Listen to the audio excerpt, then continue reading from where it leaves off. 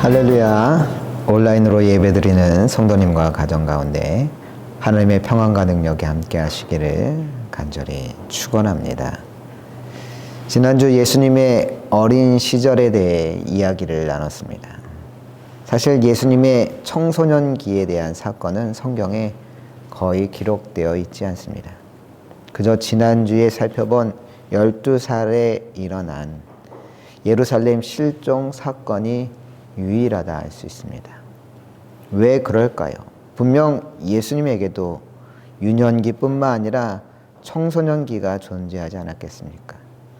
아마 예수님도 청소년기 때 짝사랑했던 누나가 존재했을 것이고 친구들 사이에 사소한 오해로 인해 상처받는 일이 있었을 겁니다.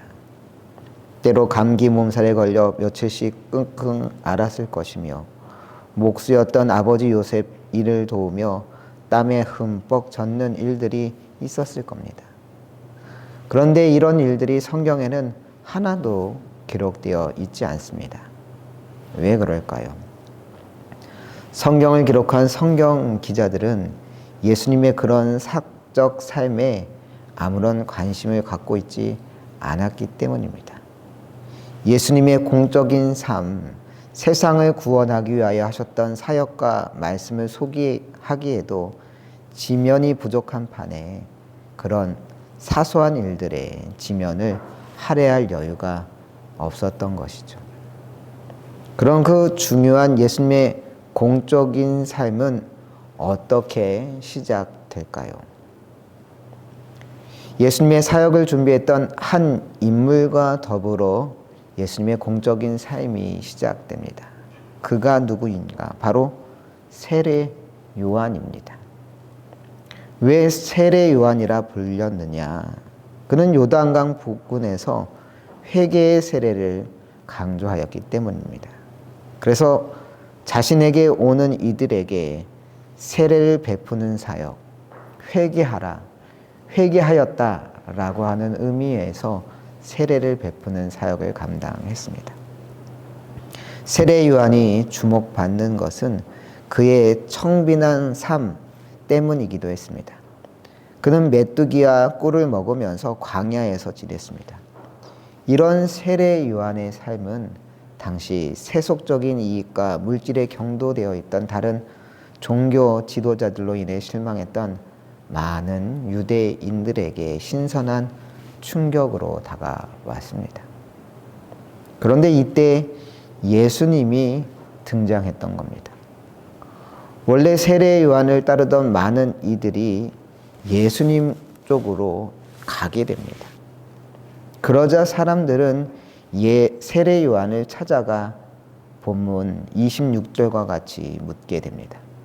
함께 26절 읽겠습니다. 저희가 요한에게 와서 가로되 라비여 선생님과 함께 요단강 저편에 있던 자 곧 선생님이 증거하시던 자가 세례를 주매 사람이 다 그에게로 가더이다. 당신이 세례를 주었던 예수라는 자가 이제 그 자신이 요단강에서 세례를 베풀자 사람들이 다 예수에게로 갔다는 겁니다. 이게 무슨 말입니까? 쉽게 말해 예수님의 영향력이 나날이 확장되고 있는데 신경 쓰이지 않냐? 그런 이야기였습니다. 당신이 세례 줬던 사람이 오히려 당신보다 더 많이 사람들에게 세례를 베풀고 있는데 자존심 상하지 않냐? 이런 질문이었던 것이죠. 사람들이 왜 이런 걸 물었느냐? 사람들은 늘 누가 더 센지 누구의 세력이 더 큰지 이런 것에 관심이 있기 때문입니다. 그러다 보니 뭐 하기에 바쁠까요? 비교하기에 바쁩니다. 비교가 생활 습성이다 보니 심지어 누구와 누구를 비교하고 있는 겁니까? 세례 요한과 예수님을 비교하고 있는 겁니다. 그래서 굳이 세례 요한을 찾아가 요새 예수를 따르는 무리가 적지 않은데 이러다가 예수에게 밀리는 것 아닙니까? 괜히 이런 식의 비교를 부추기는 이야기를 했었던 겁니다. 제가 잠실에 살았다는 이야기를 자주 하지 않았습니까? 신천중학교라고 하는 잠실 1단지에 있는 중학교를 다녔습니다. 지금은 아마 원하는 고등학교를 1지망, 2지망 혹은 3지망 이렇게 써낸 다음에 추첨되는 방식인 듯 하지만 제가 고등학교를 진학할 때만 해도 그런 게 어디 있습니까? 무조건 추첨 방식으로 진행되었습니다. 그래도 집이 잠실 2단지니까 잠실 부근에 있는 고등학교에 배정될 거라 생각했습니다. 그런데 집에서 한참 떨어진 삼성동에 있는 경기고등학교에 배정이 된 겁니다. 같은 학교에 배정된 다른 친구들이 없어 처음에 고등학교에 적응하는 게 쉽지는 않았습니다. 그런데 고등학교에 입학하고 얼마 지나지 않아 학생회장을 선출한다는 거였습니다. 당연히 누가 누군지 알지도 못하는데 누굴 뽑아야 하는지 참 난감했습니다. 그런데 그 중에서 유독 눈에 들어오는 2학년 한 선배가 있었는데 윤대일이라고 하는 선배였습니다. 그 윤대일이라고 하는 선배는 각 반을 돌아다니면서 유세를 하는데 그때 했던 멘트가 아직도 기억이 납니다. 상처가 난 곳에 데일밴드를 붙이듯 저 윤대일은 여러분이 힘들고 어려울 때 달려가 돕겠습니다. 여러분의 데일밴드 윤대일입니다. 멋지지 않습니까? 이 멘트 하나로 윤대일 선배는 자신의 이름을 제대로 각인시킬 수 있었고 당연히 학생회장으로 당선될 수 있었습니다. 학생회장으로서 활동도 열심히 했을 뿐만 아니라 공부도 잘했던 그 선배는 이후 열심히 공부해서 서울대 법대에 진학했다고 들었습니다. 알고 보니 윤대일 선배뿐만 아니라 그 집안 사람들 대부분이 서울대 법대나 의대 출신이었다고 합니다. 더군다나 법대나 의대 중에서도 주로 수석을 차지할 정도로 똑똑하기로 유명한 그런 집안이었던 것이죠. 그런데 윤대일 선배가 서울대 법대에 진학하기는 했지만 수석까지는 어려웠나 봅니다. 성적은 서울대 법대 안에서 중하위권에 머물렀다고 합니다. 하지만 아무리 중하위권이라 하더라도 서울대 그것도 법대인데 뭐 그리 큰 문제가 되겠습니까? 그런데 윤대일 선배에게는 그게 그렇게 쉬운 문제가 아니었던가 봅니다. 제가 고3 때 그 선배에 대한 슬픈 소식이 들려왔습니다. 그 선배가 성적에 대한 중압감을 견디지 못하고 성적 비관으로 자살을 했다는 겁니다. 정말 안타까운 일이 아닐 수 없었습니다. 윤대일 선배는 왜 그랬을까요? 서울대 법대라면 우리나라에서 가장 수재들만 가는 과 아닙니까? 그러다 보니 웬만큼 머리 좋아서는 티도 안 났던 겁니다. 지금까지 누구에게나 인정받고 1등 역시 놓쳐본 적 없는 윤대일 선배가 대학에 가서 보니 다 학교에서 전교 1등만 하던 친구들이 모인 겁니다. 그러다 보니 한 번도 받아보지 못했던 성적표를 받고 충격을 받았던 거죠. 지금까지 1등만 해왔는데 그 안에서 자신은 두각을 나타내지 못하는 평범한 학생처럼 느껴졌던 겁니다. 그러다 보니 선배는 생전 처음으로 자신이 너무나 못난 사람이라는 생각을 하게 되었고 그 생각에서 벗어날 수가 없었던 겁니다. 하지만 자존심 때문에 자기보다 더 머리 좋은 사람이 많다는 사실을 받아들일 수가 없었던 겁니다. 전 국민의 99.9%가 자기보다 머리가 안 좋았겠지만 그건 아무런 위안이 되지 않았습니다. 그저 자기보다 더 똑똑한 사람들이 있다는 사실, 그런 사람들이 생각보다 많다는 사실 자체에 견딜 수 없었던 것이죠. 그 사람에 비해 자신이 평범할 수도 있다는 사실을 인정할 수 없었던 겁니다. 얼마나 불쌍한 일입니까? 자기보다 좀 더 똑똑한 몇 사람과 끊임없이 비교하다가 모든 것을 포기하게 된 것 아닙니까? 이미 너무너무 좋은 사람이었지만 그런 자신을 사랑하지 못하고 나에게 부족한 것들에 정신이 팔려 그것에 집중하다가 끝끝내 잘못된 선택을 하게 된 겁니다. 여러분, 세상에 제일 불쌍한 사람이 남과 자신을 끊임없이 비교하는 사람입니다. 비교만큼 자신을 불행하게 만드는 게 없는 겁니다. 자신과 예수님을 비교하며 당신을 따르던 사람들이 이제 당신에게 세례를 받던 예수에게 다 가버렸어. 당신보다 예수가 더 잘 나가는데 그래도 괜찮아라며 오히려 둘을 이간질하는 사람들에게 세례 요한은 뭐라고 답했을까요? 나한테 세례 받은 예수가 더 흥한다고 내가 코 흘리기에게 좀 신경 써줬더니 이제는 날 이기려고 해. 예수는 내 발톱에 때만도 못한 놈이야. 그 놈이 용 쓴다고 되겠어? 이렇게 이야기했을까요? 아니었습니다. 28절 함께 읽어봅니다. 내가 말한 바 나는 그리스도가 아니요 그의 앞에 보내심을 받은 자라고 한 것을 증언할 자는 너희니라. 세례 요한은 분명히 말합니다. 나는 그리스도 메시아가 아니라고. 나는 그의 앞에 보내심을 받은 자일 뿐이라고. 세례 요한은 어떻게 이럴 수 있었던 걸까요? 분명 자신보다 뒤늦게 사역을 시작했을 뿐만 아니라 거기다가 자신에게 세례받았던 예수의 세력이 자신보다 더 빨리 커가고 있다고 하는데 그 얘기를 듣고도 어떻게 조금 더 흔들리지 않고 나는 그의 앞에 보내심을 받은 자라고 답할 수 있었을까요?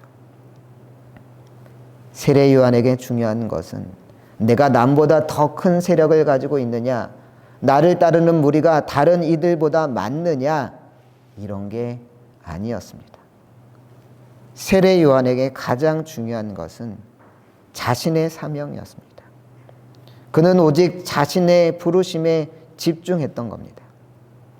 자신의 부르심에 집중했기 때문에 이간질하려고 찾아온 이들의 얕은 수에 넘어가지 않고 오히려 분명하게 자신의 사명에 대해 이야기할 수 있었던 겁니다.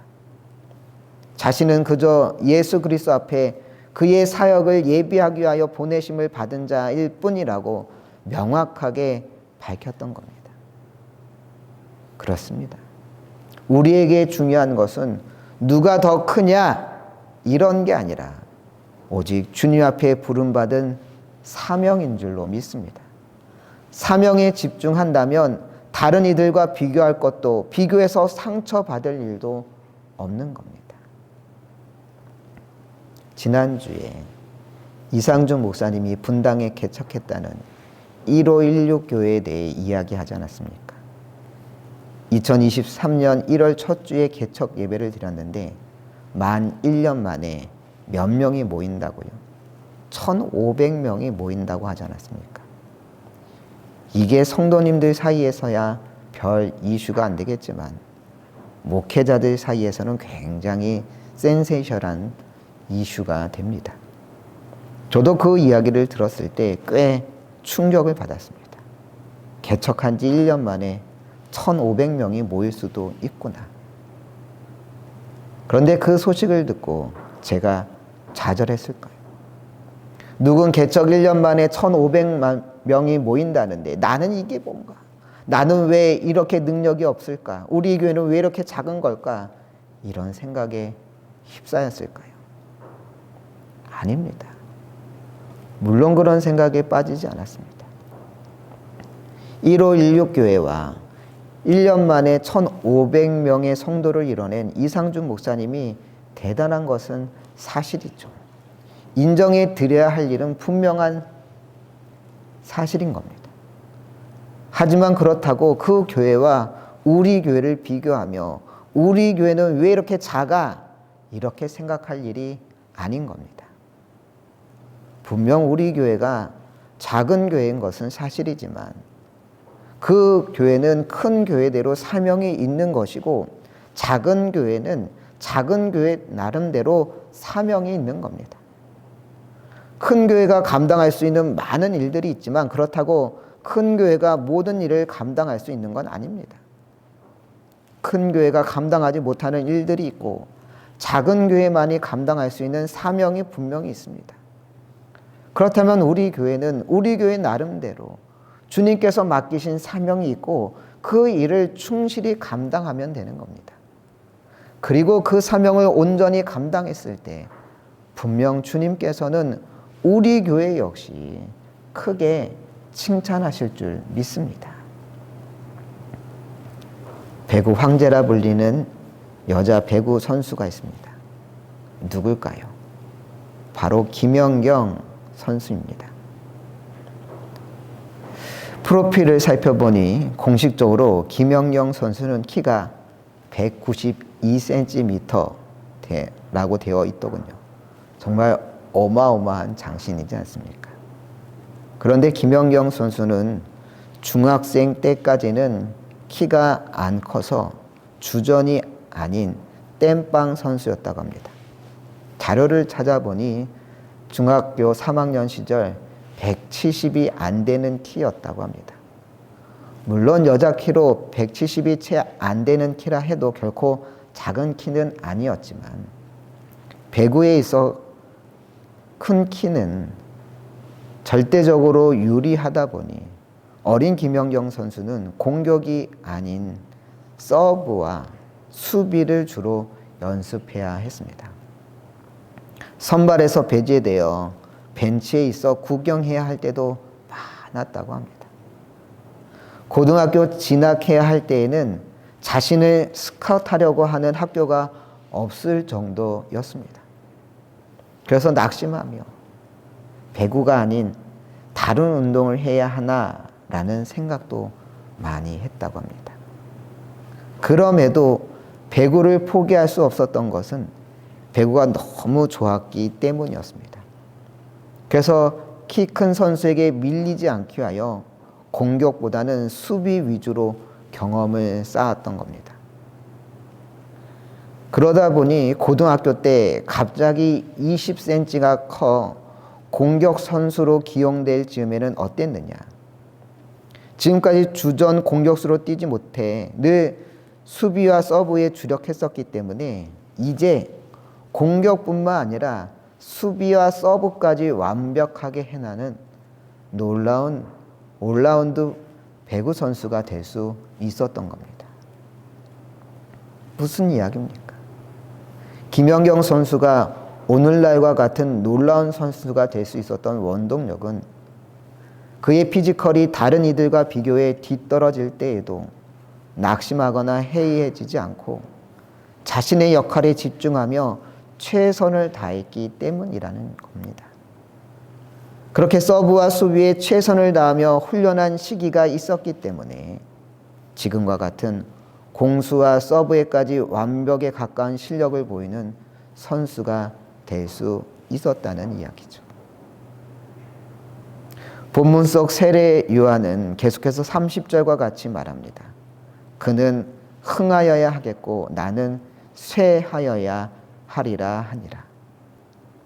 세례 요한은 자신이 그리스도가 아니라고 말하는 수준에서 그치는 것이 아니라 예수님은 나날이 부흥해야 하지만 반면 내 사역은 나날이 줄어갈 것이라고 말하고 있습니다. 어떻게 이럴 수 있는 걸까요? 혹시 세례 요한이 예수님에게 열등감을 느껴 자신을 비하해 그는 흥할 것이고 나는 쇠할 거야 라고 말하는 걸까요? 아닙니다. 이건 열등감에 의한 자기 비하가 아니라 주의 길을 예비하는 역할을 맡은 자신의 사명의 시효가 이제 다 했다고, 그러니 이제 자신은 퇴장할 차례이고 이제 예수님의 시대가 열릴 거라고 말하고 있는 겁니다. 오직 사명에 집중했던 세례 요한이었기 때문에 자신의 퇴장에 대해서도 아무런 서운함과 아쉬움 없이 담담히 고백할 수 있었던 겁니다. 초등학교 때부터 지금까지 자주 만나는 친구 중에 손기영이라고 하는 친구가 있습니다. 지금은 아산병원 가정의학과 테니어 교수로 재직 중인데, 이 친구가 어렸을 때부터 머리 하나는 정말 비상한 친구였습니다. 초등학교 6학년 때 이 친구와 함께 교회에서 디모데 성경 공부를 했는데, 다 과정을 마치면서 마지막으로 공부했던 내용을 가지고 시험을 봤습니다. 그때 저는 거의 100지를 냈던 것 같은데 만점자가 나왔다는 겁니다. 누구였을까요? 바로 이 손기영이라고 하는 친구였습니다. 이후에도 학교에서 늘 전교 상위권을 차지하곤 했습니다. 근데 늘 공부 잘하던 이 친구가 고등학교 때 한 번은 제게 이런 이야기를 하더군요. 만수야, 너는 있잖아, 열등감 같은 게 없는 것 같아. 처음에 이게 무슨 소리인가 싶었습니다. 널 보니 충분히 열등감 있어 보이게 생겼는데 그런 게 없는 것 같아 신기하다고 하는 걸까? 놀리는 건가 싶었는데, 이야기를 더 들어보니 그런 이야기가 아니었습니다. 그 친구는 계속해서 이런 이야기를 이어갔습니다. 사실 난 열등감이 많거든. 얼굴도 잘생기지 못한 것 같고 몸도 뚱뚱하고, 그렇다고 성격이 좋냐 하면 그렇지도 못하고, 너도 알잖아 내가 얼마나 숫기가 없는지. 나는 그렇게 늘 마음속에 깊은 열등감이 있는데 너를 보니까 키도 작고 그러지만 사람들 앞에서 주눅들지도 않고 늘 자신 있어 보이는 것 같아. 그래서 늘 궁금해서 만수는 어떻게 열등감이 없이 살아갈까? 이야기를 들어보니 저를 놀리려는 게 아니라 오히려 저를 높이 사는 이야기더라고요. 제일 친한 친구에게 그런 이야기를 들으니 많이 의외였습니다. 그런데 기영이의 그런 이야기를 들을 무렵이 마침 어떤 때였느냐. 사실 제 스스로에 대해 심각하게 돌아보고 있었던 때라서 더 의미 깊게 들려왔습니다. 무슨 이야기냐. 고등학교 1학년 때 앞으로 제 삶의 진로에 대해서 심각하게 고민했었습니다. 무엇을 하며 살아야 할까? 부족하지만 하나님의 일을 감당하며 살고 싶은 열망이 늘 제 안에 있었고, 기도하다가 하나님께 소원했습니다. 평생 주님을 위해 헌신하며 살겠습니다. 목회자가 되겠습니다. 제 인생 모두 드리오니 주여 저를 써 주옵소서. 막상 그렇게 소원하며 기도했지만 자신이 없었던 겁니다. 과연 내가 하나님의 쓰임받을 만한 사람인가? 너무 부족한 내가 괜히 하나님의 일을 하겠다고 덤볐다가 오히려 주님의 영광을 가리는 것은 아닐까? 그런 두려움이 제 마음 가운데 생겼습니다. 그런 두려움과 걱정 가운데 기도했습니다. 주님, 이것이 진정 주님의 부르심이 맞다면 말씀하여 주옵소서. 주의 뜻을 깨닫게 하옵소서. 그렇게 기도하면서 성경을 읽어가다가 주님의 응답을 발견하였습니다. 그때 읽었던 말씀이 뭐였느냐? 고린도전서 1장 26절로 29절 말씀입니다. 제가 읽겠습니다. 형제들아, 너희를 부르심을 보라.